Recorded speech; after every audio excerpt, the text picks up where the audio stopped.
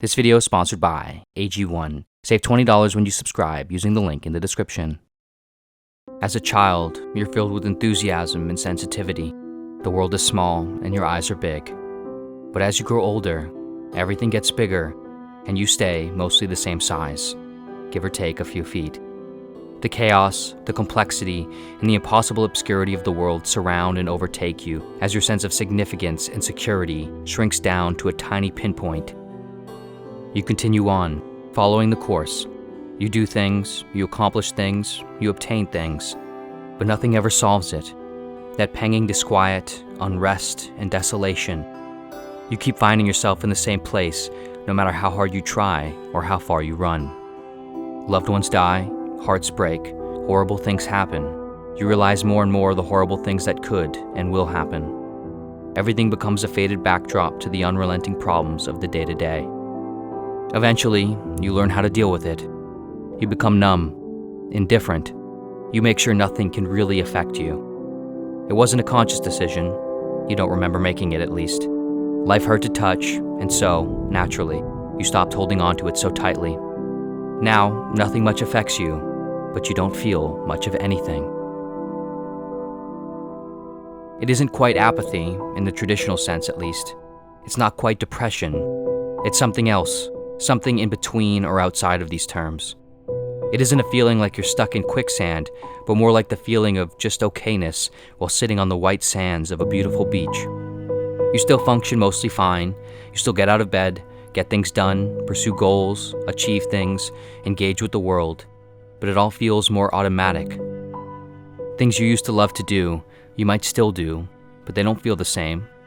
Or perhaps you don't do them at all anymore, and you haven't found a replacement. You don't have much of a social life anymore, but you're okay with that. You still go places and do things and know when things are nice, but the awareness of this is often more intellectual than visceral. Achievements don't feel conclusively great, but more like short-lived breaks from the pain of the failures. You still keep going at nearly full speed, but you aren't sure why or for what. Perhaps you've been here for a while. Perhaps you've just found yourself here. Whatever the case may be, firstly, it's arguably important to recognize that this is a natural and likely inevitable stop on a life that has passed through enough years, enough real moments, enough exposure and reflection, a life that contains enough inbuilt sensitivity. But of course, this is not a great place to stay. Like how a callus on part of the hand can serve a useful purpose, a reduction of sensitivity to a particular area that's been frequently irritated, a degree of a kind of indifference and apathy toward the uncontrollable, irritating, and terrible aspects of life can be useful, if not essential. In many seminal schools of philosophy, like Stoicism, Taoism, and Buddhism, a central principle is to embrace a kind of indifference to or detachment from reality. From the perspective of the Stoics, it is important to distinguish what one can control from what one cannot, and then exhibit a sort of indifference or tempered concern and response toward what one cannot, which is essentially everything outside of oneself. To bear trials with a calm mind robs misfortune of its strength and burden, Stoic philosopher Seneca wrote. In the case of Taoism, a central tenet is to give up the attempt to control things by practicing a sort of non-action. From the perspective of Buddhism, and perhaps also from a more modern Western parallel, philosophical pessimism, life is fundamentally suffering, and the way to overcome suffering is through non-attachment, or transcending the condition of the mind by ending its relentless attachment to worldly concerns and desires. Ironically similar to what Seneca said, while simultaneously suggesting a very different sentiment, pessimist philosopher Émile Cioran wrote, "Having always lived in fear of being surprised by the worst, I have tried in every circumstance to get a head start, flinging myself into misfortune long before it occurred." Whether we agree with any or all of these philosophies, or these individual ideas within them, there is undoubtedly some merit and reasonableness to applying a degree of detachment or indifference to certain aspects of life. But a whole other problem occurs when we take it too far. A hand entirely calloused over makes it hard to feel anything with sensitivity, hard to experience and discern the details of things, the softness of skin, of fabric, of the sand of a beautiful beach. In truth, we often build a castle when we only need a shield. The pendulum swings all the way over into the realm of apathetic stupor, and then it can often just stop swinging altogether. Because perhaps the most dangerous part of apathy is that one of its side effects is not caring much about its side effects. However, if you want to get rid of or reduce a callus on the hand, you have to stop doing the same thing with your hand, and then give it time for the callus to go away.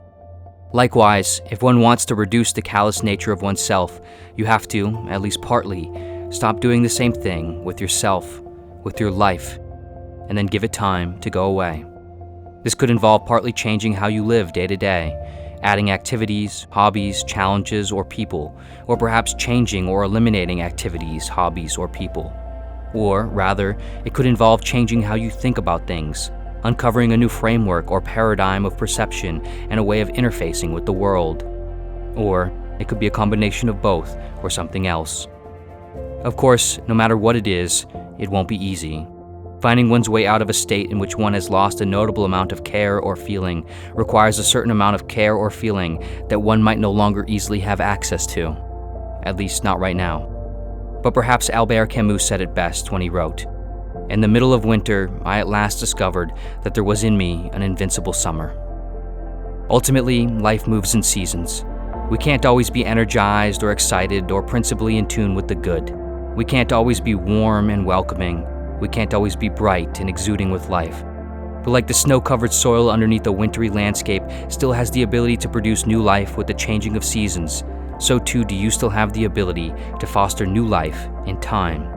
You still have your internal world, your faculties, your perspective, your creativity, and your ability to adapt and endure. If you weren't always here, you likely won't always be. And even if you are, you'll still adapt and you'll be okay. Whether it's in seasons of struggle or one lifelong experience of the coldness of the universe, through your perspective and individual choices, you could still provide yourself with comfort, with meaning, with the warmth of invincible fortitude. Perhaps all we have is this, the invincible summer inside of ourselves. But perhaps that's all we'll ever need.